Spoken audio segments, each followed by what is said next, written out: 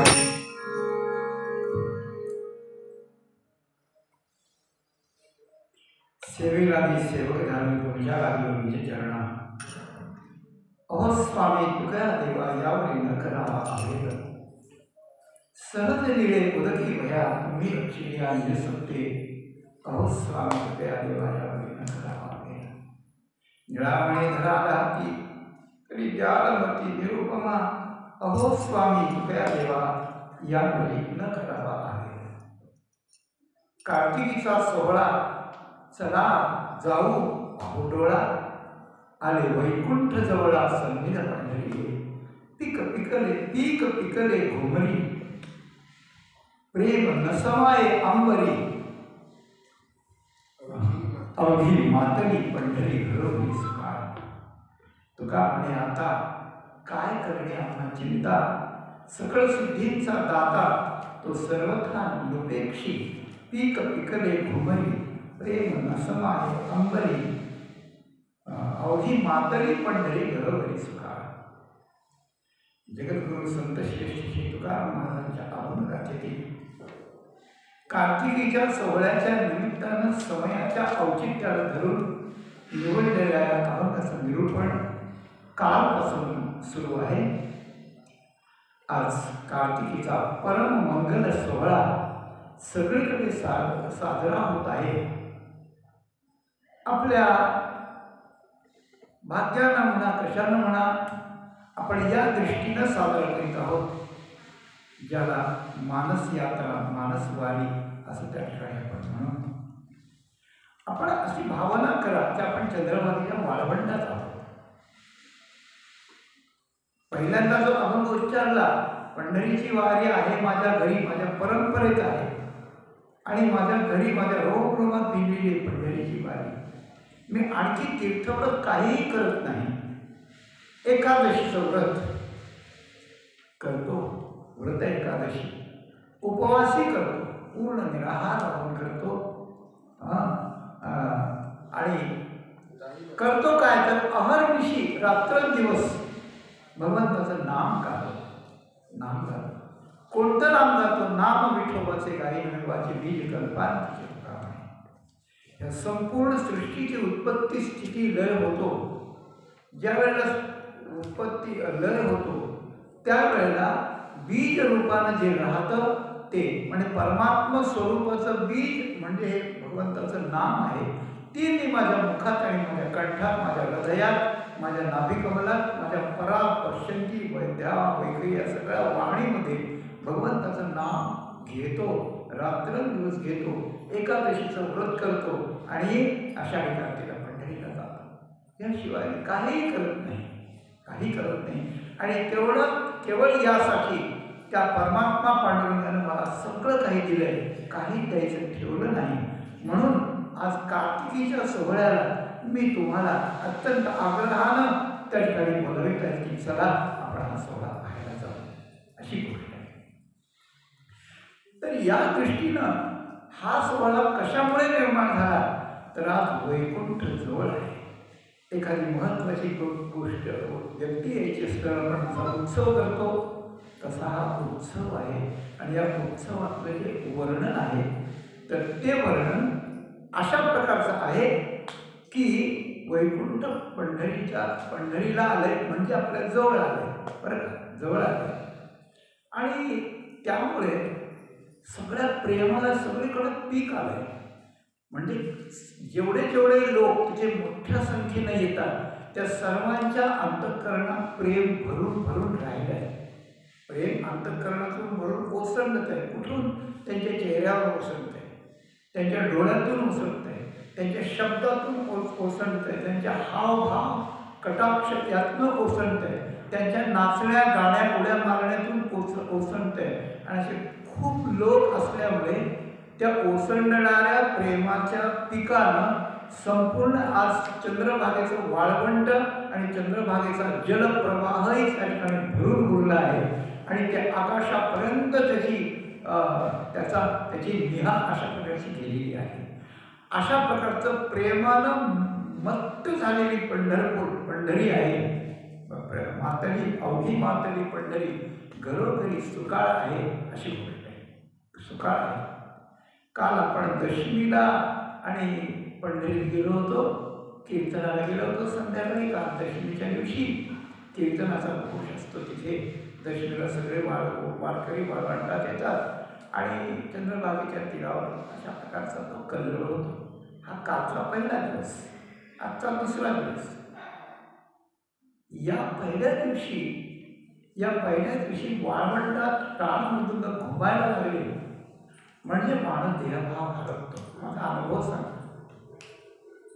चंद्रभागेच्या वाळवंटात गेल्यानंतर एक कीर्तन चाललं होतं, सगळीकडे चालतं ते, एक ऐकू येत होतं.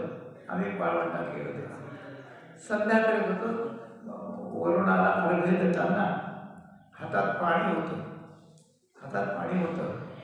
आणि गाण्याचे अभंगाचे सूर वातावरणात प्रतिध्वनित होत होते समोरच्या टेकडीवरून. मंद विवेचन चाललं होतं आणि मृदंगाचे बोल, टाळाची झणझण, टाळाची किडकिड हे सगळं असं ऐकू येत होतं आणि ते मूळ त्याचं प्रतिध्वनी आणि या दोन्हींचं मिळून असा भास होत होता. असं वाटत होतं मला की चंद्रभागेतला प्रत्येक कण आता गायला लागलाय, वाजवायला लागलाय. प्रत्येक चंद्रभागेच्या वाळूच्या कणाकणातून तो ध्वनी निघत होता, एक नाद ब्रह्म निर्माण झालं होतं. 5 मिनिटं हातात पाणी घेतलं, अर्घ्याचं पाणी तसं गळून गेलं, मला कळलं नाही. मग मी आनंद काय असतो असा.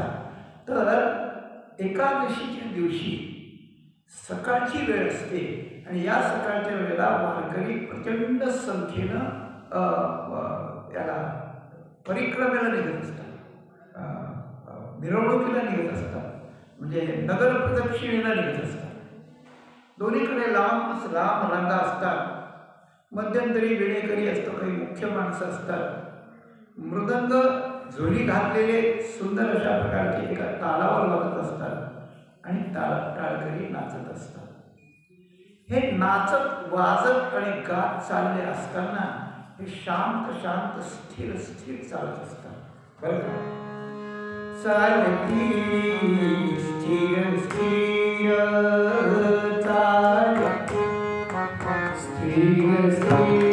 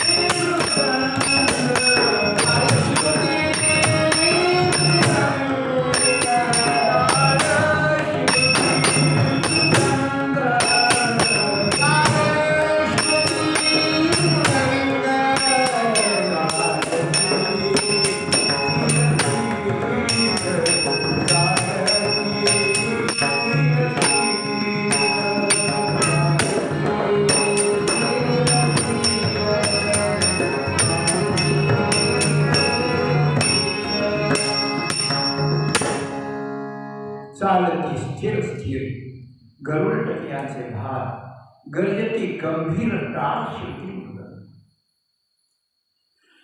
वाळवंटात आणि प्रदक्षिणा रोडनं चालत असताना हा जो आनंदाचा कल्लोळ आहे, त्यातलं प्रत्येक ओळ, प्रत्येक पद हे मनुष्यानं जिव्हाळ्यानं विचार करण्यासारखं आहे. मानवी जीवन या प्रत्येक अक्षरांशी जोडलेलं आहे.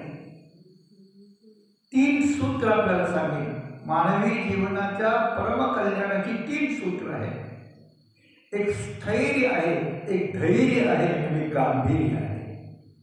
स्थैर्य, धैर्य आणि गांभीर्य. प्रपंचात माणूस दुःखी का होतो, तर या 3 सूत्रांचा अभाव आपल्या जीवनात असला, जितका अभाव तितकं दुःख जास्त. आणि हे 3 सूत्र जेवढे जीवनात तुम्ही आणाल तेवढा तुमच्या जीवनात आनंद, दुःखाचा पत्ता राहणार नाही. याच्याकरता वारीला यायचं आणि ती 3 सूत्र इथे आपल्याला मिळतात, या चरणात आपल्याला मिळतात किंवा या प्रसंगात मिळतात. स्थैर्य कसं नाही, चांचल्य आहे म्हणून स्थैर्य नाही. बरं, चंचलता आहे ना, डोळ्यात चंचलता, कृतीत चंचलता, विचारात चंचलता, बोलण्यात चंचलता, सगळी चंचलताच वाढली सगळीकडे. स्थैर्य नाही, स्थैर्य नाही. म्हणून विटेवर उभा राहायला परमात्मा कसा स्थिर आहे बघा. तुझं बिन काही स्थिर राहे ऐसे नाही, स्थिर आहे म्हणून स्थैर्य हवं. चांचल्याच्या स्थिर सापेक्ष चांचल्य आहे. धैर्याच्या सापेक्ष मनुष्यानं टेन्शन घेणं खचून जाणं आहे.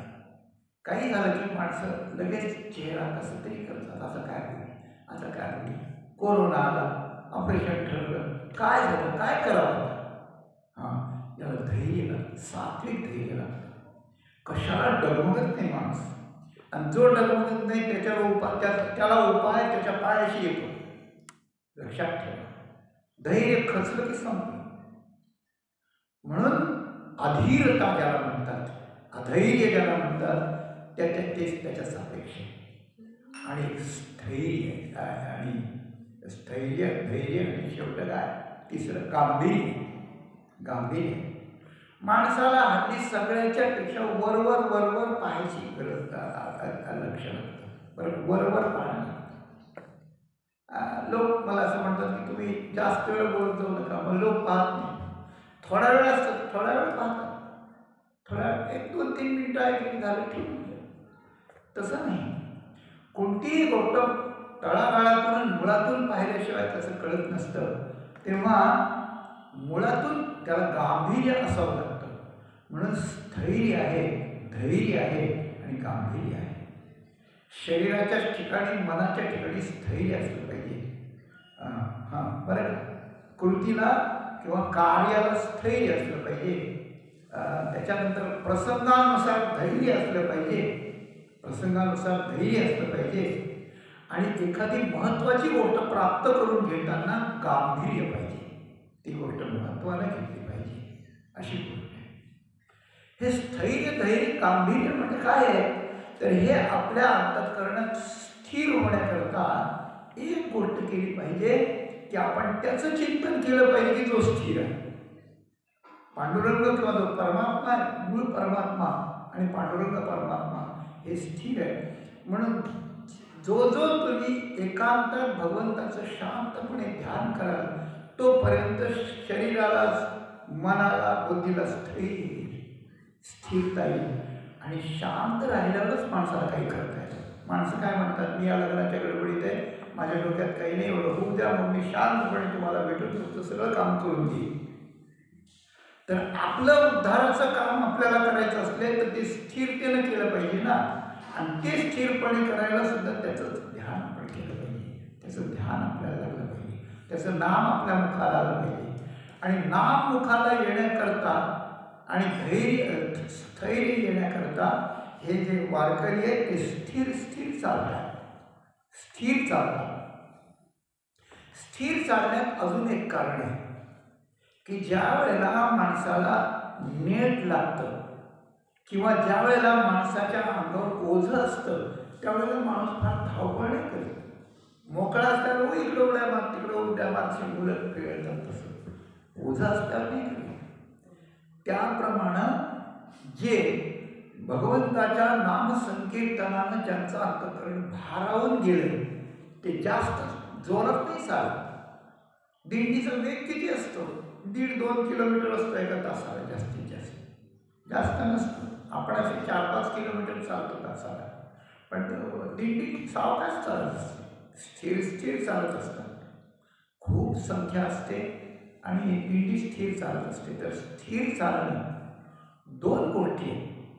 एक जो सखोल विचार करतो तो स्थिर चालतो, म्हणजे त्याला स्थैर्य येतं. जो सखोल विचार करतो त्याला येतो.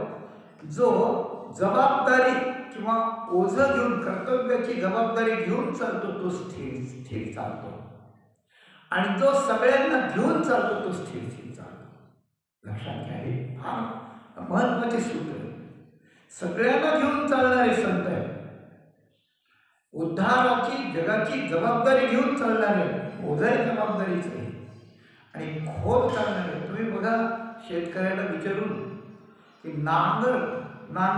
नांगरचा फाळ जर चांगला लागला खालून तर बैलाला घाम फुटत असतो, बैलाला धाप लागत असते, ओढत नसतो लवकर, त्या हळूहळू एक एक पाऊल टाकतात आणि त्या खडकाचं रान असलं वरवरच जर चालला तर सणात पळून जातात, याकडे की त्याकडे जातात.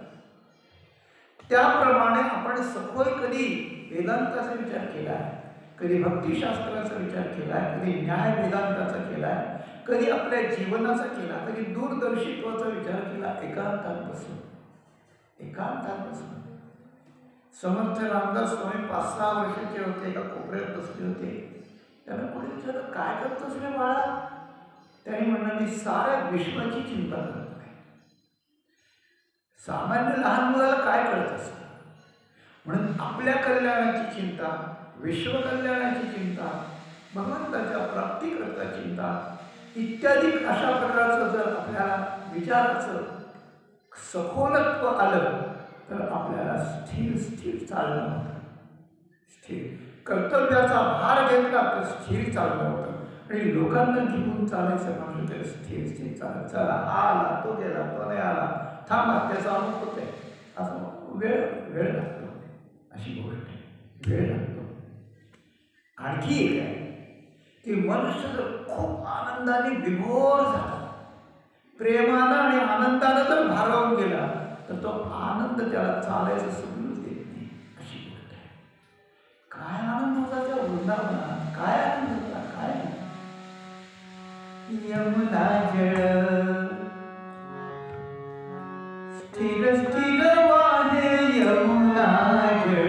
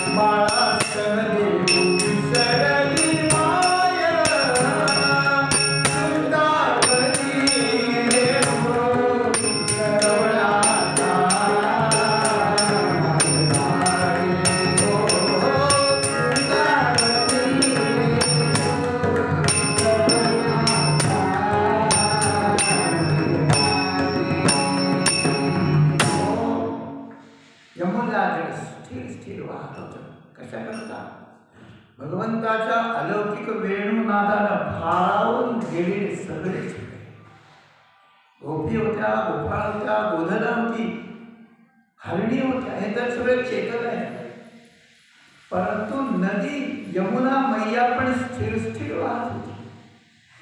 बरं, स्थिर वाहत होती. संत वाहे कृष्णामाई तुझी स्थिर यमुना. नद्यस्तदा तदुपधार्य मुकुंद गीत मावर्त लक्षित मनोभवे भग्न वेगा आलिंगन स्थगित मूर्ति भुजे मुरारे गृह्णन्ति पादयुगलं कमलोपहारा. यमुना जळ स्थिर वाहत. भानुदास महाराज तेच म्हणतात, भगवान शुकदेवजी तेच म्हणतात की यमुना जळाचा वेग थांबला होता भगवंताच्या मुरलीच्या नादानं भारावून गेल्यामुळे. आणि ती आपल्या वीची म्हणजे लाटारूपी हातानं आपल्यावर उमललेली कमळं आपल्या कुंजळीत घेऊन आपल्या यमुनेच्या तीरावर असलेल्या भगवत चरणांच्या चरणयुगुलावरती समर्पित करण्याकरता ती आणि ते कमळ देऊन देत होती. असं अतिशय सुंदर रूपक आहे. म्हणून आनंदानं भारावून गेल्यावर मनुष्याच्या जीवनाला स्थिरता येते. प्रसंगानुसार विचारानं धैर्य येतं आणि महत्त्वाची गोष्ट आत्मसात करण्याकरता गांभीर्य अशा प्रकारचं लागतं. आणि हे स्थैर्य, धैर्य आणि गांभीर्य या तिन्ही गोष्टी चंद्रभागेच्या वाळवंटात टाळ हातात घेऊन आणि मृदंगाच्या तालावर ते वाजवीत आणि नाचत गात स्थिर स्थिर अशा प्रकारचं चालत असताना याच्यातून आपल्याला 3 गोष्टी प्राप्त होतात. कशा होतात? तर भगवंताचं स्मरण आपल्याला जितकं राहतं तितकी स्थिरता येते. आणि भगवंताचं स्मरण राहण्याकरता टाळाची योजना आहे, टाळाच्या ध्वनीची योजना आहे. ध्वनीची योजना आहे कशी? टाळाचा ध्वनी आपण ऐकला. योगशास्त्रामध्ये असं आहे की योग्याला अनुभत ध्वनी जे ऐकायला मिळतात त्यात एक ताल ध्वनी पण आहे. टाळ हे ताल वाद्य, टाळ हे ताल वाद्य. वारकरी संप्रदायात टाळ, मृदंग आणि वीणा हे 3च अशा प्रकारचे आहेत. तर त्याच्या टाळाचं जे वाजन आहे तर हे स्थिर स्थिर चालता चालता टाळ वाजवतात. आणि टाळ वाजवण्यामुळे भगवंताची आठवण कायम राहते. आणि ती राहिली म्हणजे आपल्या जीवनाला स्थिरता येते. म्हणून हे स्थिर चालतात. तर ऐका, तर हे टाळ वाजवणं कसं आहे? या टाळात 2 ध्वनी आहेत बरं का. 2 ध्वनी. खुळखुळा वाजती टाळ, खुळखुळा वाजती टाळ, खुळखुळा वाजती टाळ, खुळखुळा वाजती टाळ. खणखणा नाद साळ, खणखणा नाद साळ, खणखणा नाद साळ.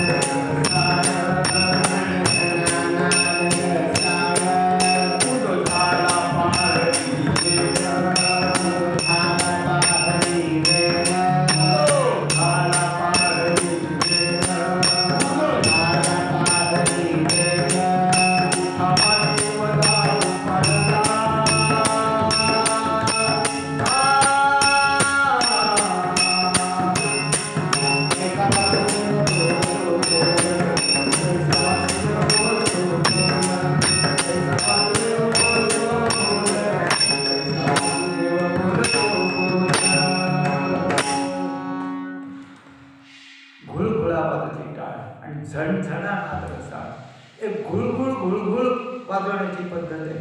टाळ मृदंगाचा घोळून वाजवायचं. बारीक ताल त्याला म्हणतात, बारीक ताल. मनुष्याच्या अंतःकरणातल्या नसानसातून अंतःकरणातला आनंद नसानसातून बाहेर काढण्याचं काम हे घुळघुळ काम करतं. माणसं म्हणतो तुझी फार घुळघुळ, तसं नाही. घुळघुळ एक वाज आहे. आणि घुळघुळ म्हणजे तिथे तिथंच असं खुटखुट खुटखुट घुळघुळ वाजायचं. आणि झणझणामध्ये मोठ्याने वाजवायचं. तर चालीचा हे मध्य आल्यावर घुळघुळ वाजवलं जातं. आणि जिथे उतरणी असते, समेवर यायचं असतं, तिथे झणकर वाजवायचं असतं. त्या 2 गोष्टी जीवनातले अभिजात किंबहुना अविभाज्य अशा प्रकारचे घटक. कसे? तर घुळघुळ वाजल्यानं आणि झणझण वाजल्यानं, तर घुळघुळ वाजल्यानं भगवंताची आठवण अशी घोळत राहते. आठवण घोळत राहते. एखादा विचार माणसाच्या मनात, माणूस म्हणतो ना 4 दिवस हा विचार माझ्या मनात काय होतोय, घोळतो आहे. तर घोळत राहतो घुळघुळा टाळानं. आणि झणझणातल्या टाळ्यानं काय होतं, झटकन एखादी आठवण येते. झटकन एखादी आठवण येते. काय? अरे मी तर गप्पा मारत बसतोय, मला फोन आला होता की स्टँडवर त्याला घ्यायला मला जायचं. मग कळतो माणूस लगेच. झणकन आठवण येते टाळाच्या झणझणाटानं. मी हे बोलत नाही, एकनाथ महाराज म्हणतात. काय? टाळ चिपुळ्या घोळा घोळ घोळा शब्द नादी, तेणे ब्रह्मानंदे हृदयी आठवण नादे. टाळाचा चिपुळ्याचा घुळघुळा जर नाद लागला, टाळ चिपुळ्या घुळघुळा शब्द नादे. टाळाचा शब्द, चिपुळ्याचा शब्द आणि त्या गाण्याचा किंवा अभंगाचा शब्द, हे ती जेव्हा एकमेकाची पकड घेतात आणि तिन्हीचा ताल जेव्हा आपल्या रोमरोमात आपल्या अंतःकरणात येतो त्यावेळेला काय होतं, तेने ब्रह्मानंद, त्याने मोठा आनंद होतो, खूप आनंद होतो. ज्याला काही येत नाही त्यालाही आनंद होतो. असं सामुदायिक मोठा गजर आनंदाचा त्याला आनंद येतो. आणि त्या ब्रह्मानंदानं काय होतं की भगवंताची आठवण अंतःकरणात नांदते. म्हणजे काय, स्थिर राहते. आठवण स्थिर राहते, हे मूळ स्थैर्य आहे. आठवण नांदे.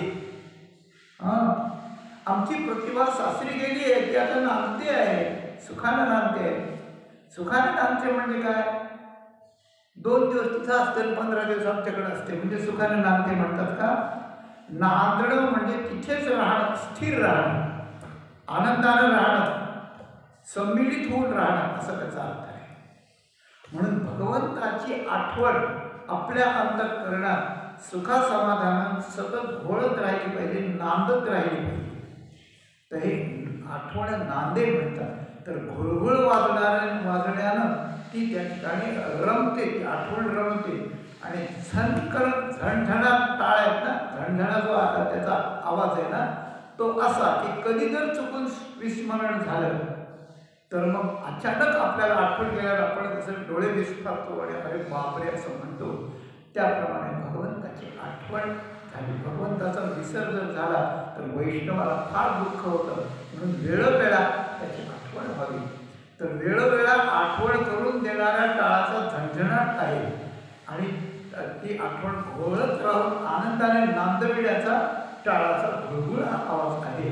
अशा प्रकारचे हे टाळ वाजतात आणि त्यामुळे आठवण राहते. आणि आठवण राहिल्यामुळे हे स्थिर चालतात. स्थिर चालण्याचा दुसरा एक अर्थ आहे. काय अर्थ आहे की स्थिर चालता म्हणजे एक पाऊल टाकला दुसरा पाऊल टाकला असं नाही, तर ते गाण्याच्या नादात, भजनाच्या नादात, टाळाच्या तालाच्या नादात ते नुसते ते नृत्य करतात. नाचती वैष्णव, म्हणून नाचरी वैष्णव नाचत चालतात, नुसतं गात नाही चालत, नाचत चालतात. आणि त्यांच्या नाचण्याला आपण पावलं किंवा पावले खेळतात असं आपण म्हणतो. त्या खेळाचे वेगवेगळे प्रकार आहेत, त्याचे तज्ज्ञ लोक आहेत, ते त्या टाळ खेळण्यास शिकवतात. आमच्या भागातले हरिभक्तीपरायण राम महाराज झुंजुरके म्हणून आहेत, त्यांनी हजारो टाळखडी तयार केली, तसे पावले खेळले आहेत. ते तर सगळे जर लाईनशीर पावले खेळायला लागले आणि मृदंग टाळ जर घुमायला लागले तर त्या ठिकाणी मनुष्याला समाधी लागण्याची वेळ यावी अशी गोष्ट असते. म्हणून ते चालताना स्थिर चालतात. एका हाती टाळ एका हाती चिपळिया,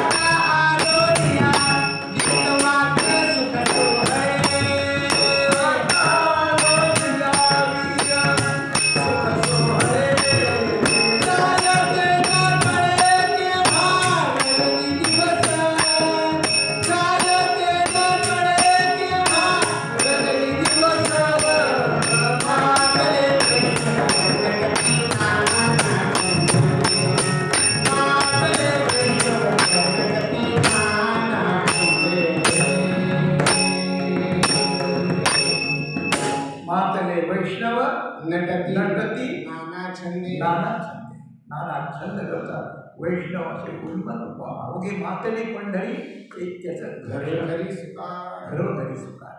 त्याप्रमाणे हे अशा प्रकारचं नाचत स्थिर स्थिर चाललं म्हणजे थांबत थांबत चाललं. थोडं झालं की थांबायचं, मध्ये मध्ये पुढे खेळायचं, म्हणजे फेरक्या मारायचं. फेरक्या मारायला थांबणं होणार का नाही? थांबणं होणार. मग तोपर्यंत पुढचे जे असतात ते थोडे पुढे जातात, मग ते पुढचे थांबतात, हे त्यांना जाऊन मिळतात. अशी गोष्ट, असा सगळा खेळ चाललेला असतो. आणि अशा या खेळात स्थिर स्थिर काय चालती स्थिर स्थिर, चालती स्थिर स्थिर गरुड टके यांचे नाव. आणि गरुड टके पताका, झेंडे, त्या दिंडीचे क्रमांक वगैरे काय जे असतं ते या पताका घेऊन चालतात. कारण हे पताका हे विजयाचं लक्षण असतं. ज्या वैष्णवांनी परमार्थ करून मनुष्य देहात असताना काळावर विजय मिळवलेला आहे, यमावर विजय मिळवलेला आहे, अशा प्रकारच्या मृत्यूवर विजय मिळवलेला आहे, तर त्या विजयाच्या या विजय पताका त्यांच्या अशा प्रकारच्या झळकत असतात. गरुड टके असतात, पताका असतात, झेंडे अशा प्रकारचे असतात. आणि त्यांची अशी छाया पडलेली असते. भगवंताच्या सुदर्शनाने त्याची छाया पडावी तशी त्याची छाया पडलेली असते. आणि हे खाली नाचत असतात आणि ते वर फडकत असतात. दोघंही भगवंताला आणि भगवंताच्या आनंदात विभोर अशा प्रकारचं असतं. म्हणून चालती स्थिर स्थिर गरुड टकयांचे भार. भार म्हणजे समुदाय, बरं का. समुदायाला अशा प्रकारे एकेका व्यक्तीत अशा प्रकारचं असतात. आणि त्याला नाद ब्रह्म असतं, नाद ब्रह्म असतं. टाळाचं वर्णन मी अगोदरच केलं, स्थैर्य हे लक्षण सांगण्याकरता. परंतु टाळ वाजत असतात तर वाजती गंभीर टाळ श्रुती मृदंग. श्रुती म्हणजे वीणा, टाळ म्हणजे टाळ, मृदंग म्हणजे मृदंग. हे तीन वाद्य आणि वारकरी संप्रदायात मान्य आहे, बरं का. ही पेटी संवादिनी असली तरी, ती पेटी नसली तरी चालते, त्याचं काही नाही एवढं. परंतु हे तीन वाद्य आहेत आणि तीन वाद्य एक स्थैर्याचं, एक धैर्याचं आणि एक गांभीर्याचं लक्षण आहे, बरं का. वीणा हे स्थैर्याचं कारक आहे, टाळ हे धैर्याचे कारक आहे आणि मृदंग हा गांभीर्याचा कारक आहे. तीन गोष्टी आहेत, ऐका. तर वीणेचा जो स्वर आहे तो अत्यंत सुरेल स्वर, सात्विक स्वर आहे, सात्विक स्वर. पेटीचा राजसी स्वर आहे. अजून काही असतील बँड बीट ते सगळे त्याच्या पलीकडचे असो. तेव्हा तो स्वर वीणा एकदा स्वरात लावली आणि त्याच्यावर एकदा जर सा लावला सुंदर, तर देवर्षी नारदांनी वीणेवर लावलेल्या साला भुलून परमात्मा श्रीहरी, ज्याच्या बासरीतला सा सगळ्या जगाला वेळ लावतो, तर नारदांच्या वीणेवरचा सा त्याला वेळ लावतो. देवदत्ता इमां वीणा स्वरब्रह्म विभूषिता उच्चयित्वा हरिकथा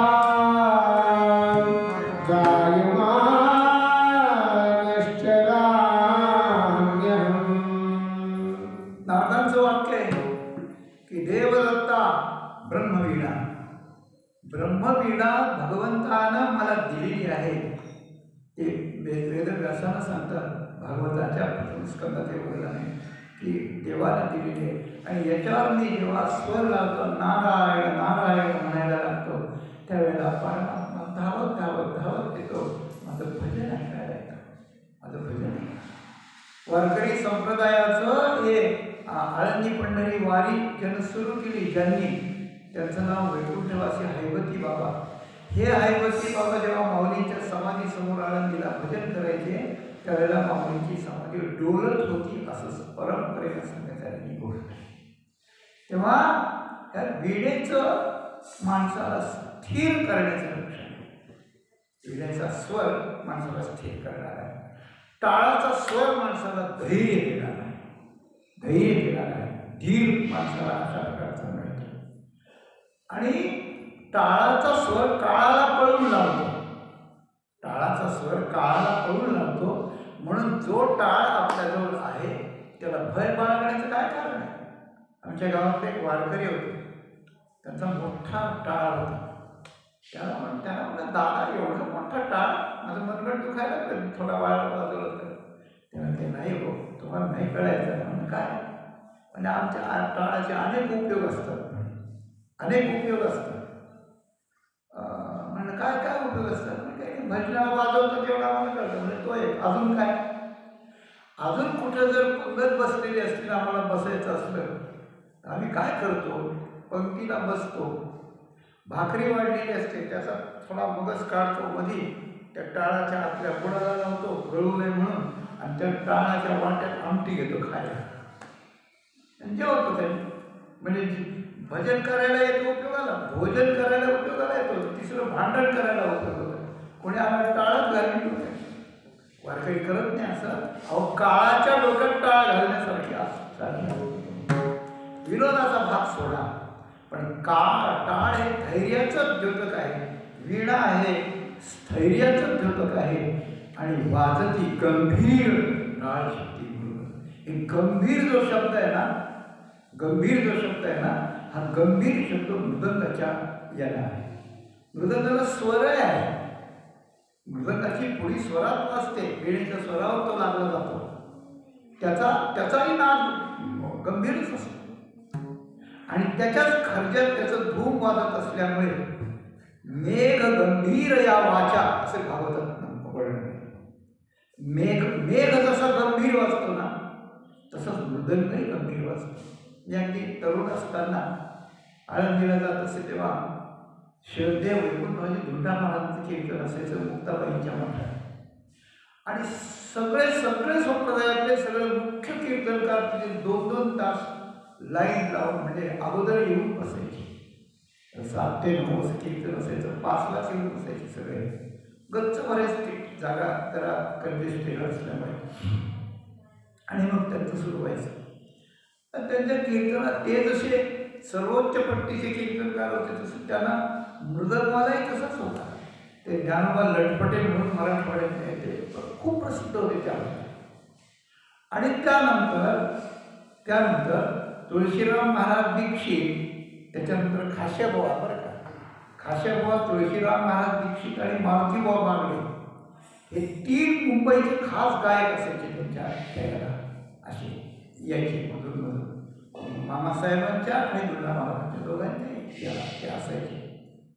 तर त्यावेळेला तिथं बसल्यानंतर माईक लावला असला त्या दोघाचा, आणि ते फार फार जोरात नाही वाजवायचं, ते घोळत वाजवायचं.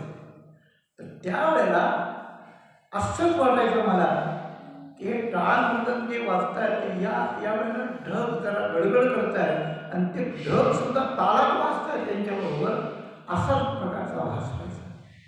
आणि ते गांभीर्य ऐकल्यामुळे त्या टाळ मृदंगाच्या प्रमाणाबरोबर जे विवेचन यायचं, ते विवेचनाचंही गांभीर्य, त्या गाण्याचंही, त्या बोलण्याचंही गांभीर्य वाटायचं. आणि तो एक एक शब्द हृदयात, त्या ठिकाणी हृदयात असा स्थिर होऊन बसत असे त्या गांभीर्यानं. ते शब्द, तो आवाज, तो सगळा मला पूर्ण स्मृती येते, आठवतोय मला तो, अशी गोष्ट. तर मृदंगाचं गांभीर्य असतं, गांभीर्य असतं. हे गांभीर्य कसं असतं मावळीने फार सुंदर अशा प्रकारचं सांगितलं आहे, बरं का. काय? मग गंगो मग स्वर्गोनी गंगा सुटलिया वाजत खळाळ, तैसी वाचा विशाल बोलता गया, तिने गंभीरे महानादे, हे वाक्य विश्वकंदे बोलिले मुकुंदे, संजयो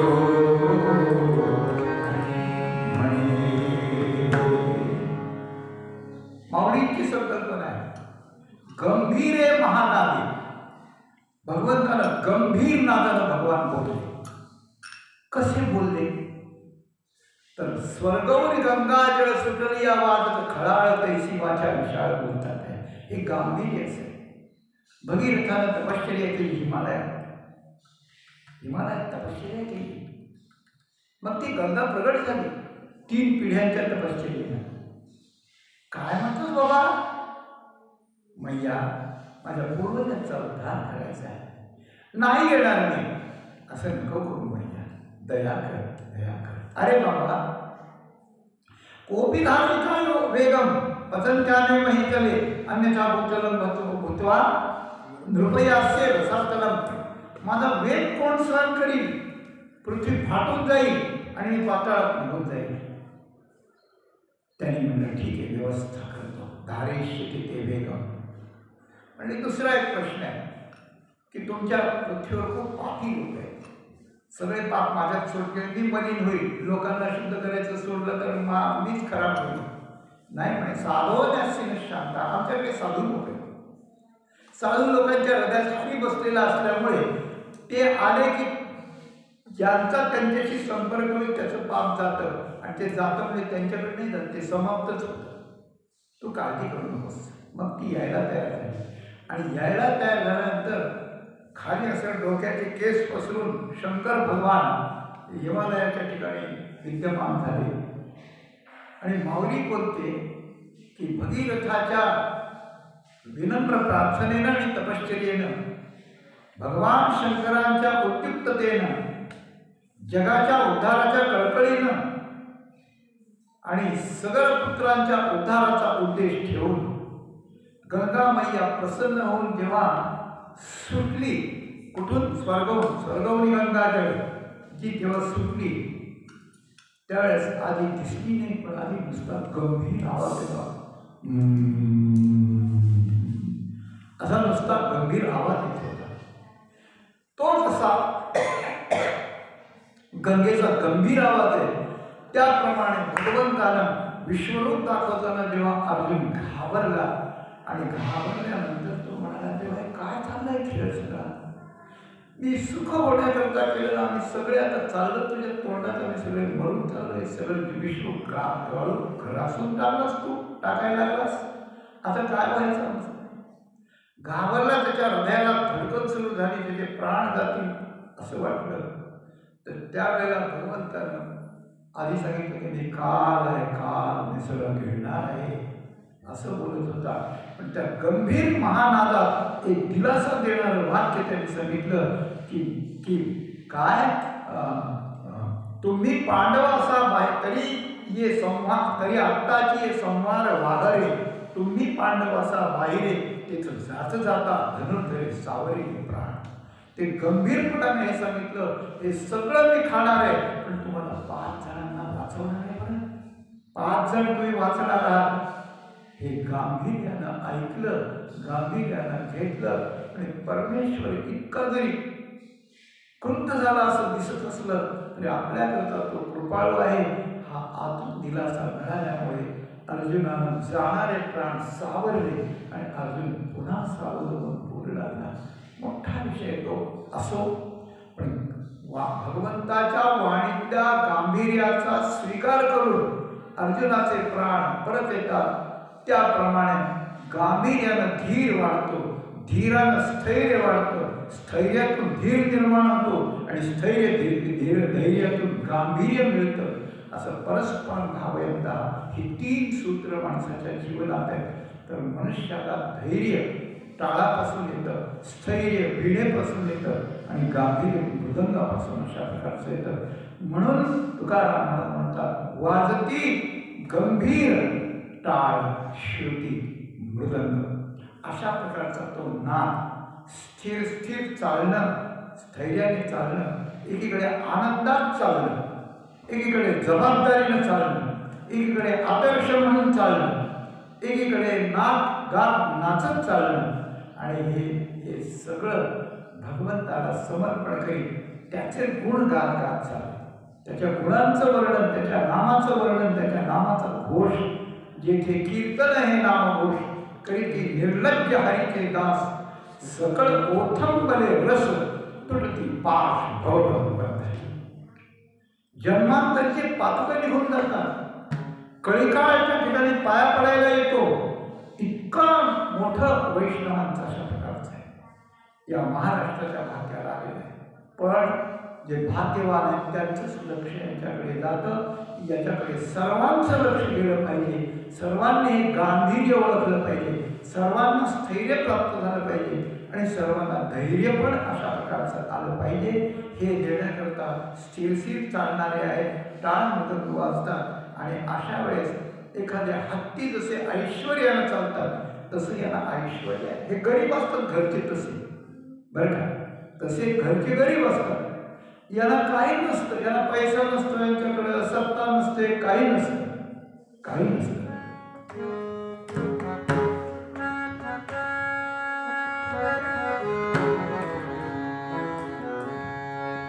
नामा म्हणे न लगे काही, नामा म्हणे न लगे काही,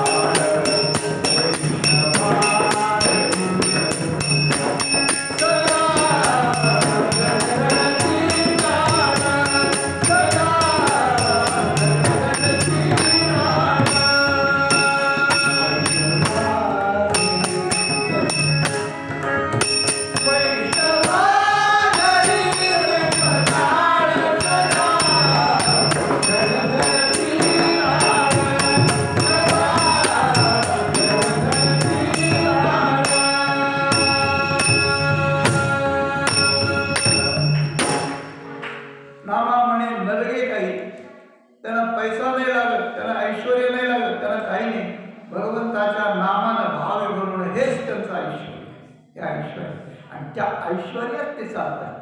केविलवाणी नाही चालत.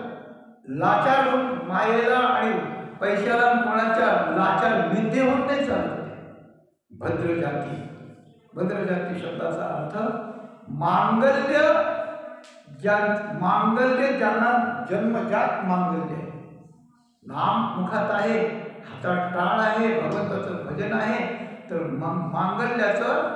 मांगल्याची खाणच तिथे भद्र जाती.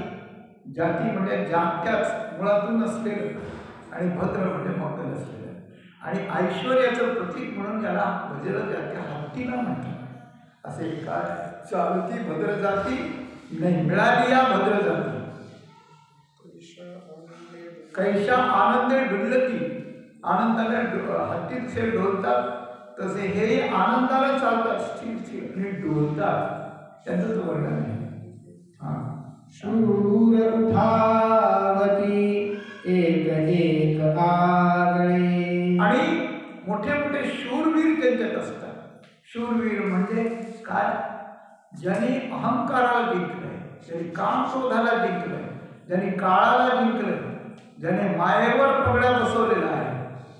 ज्याला तुका म्हणे माया होय दासी लागे पाय, काळ गुलाम सलाम करी जगा काय खाय, आम्ही माथात गेले पाय. ध्रुवाचं वर्णन आहे का आपण ऐकता असं. तर त्याप्रमाणे अशा प्रकारचे शूरवीर त्यांच्यात असतात. वीर विठ्ठलाचे गाढे असं त्या ठिकाणी म्हणतात. आणि असे गाढेवीर हजारोंच्या लाखाच्या संख्येनं या पंढरपुरात या दिवशी असतात. आजचा दिवस सोडून, बरं का, आजचं वर्ष सोडून या दिवसात असतात. आता सांगा, सगळ्या विश्वाचं ऐश्वर, सगळ्या विश्वाचं शौर्य, विश्वाचं स्थैर्य, धैर्य, गांभीर्य, तीन गोष्टी आपल्याला सांगितल्या. कोणत्या? स्थैर्य, धैर्य आणि गांभीर्य. या तिसऱ्या चरणामध्ये, या चौथ्या चरणामध्ये शौर्य आणि ऐश्वर्य दोन गोष्टी सांगितल्या. मिळाली या भद्र जाती, हे यानं ऐश्वर्य सांगितलं. आणि शूर उठावती एक एक आगळे यानं काय सांगितलं? ऐश्वर्य आणि शौर्य. तर शौर्य, ऐश्वर्य, स्थैर्य, धैर्य आणि गांभीर्य हे या 5 लक्षणांचा उहापोह इथे अशा प्रकारचा केला. आणि या कार्तिकीच्या सोहळ्यात इतके शूर, इतके ऐश्वर्यवान, इतके स्थिर हृदयाचे, इतके गंभीर अंतःकरणाचे आणि इतके धैर्यवान पुरुष एकत्र येऊन जर हा सोहळा केला करतात तर आपल्यासारख्याला तिथे सुरक्षितता, तिथे आणि सगळी व्यवस्था यात काय कमी पडेल तुम्ही सांगा. म्हणून अशा प्रकारचा कार्तिकी सोहळा हा अशा प्रकारे आहे.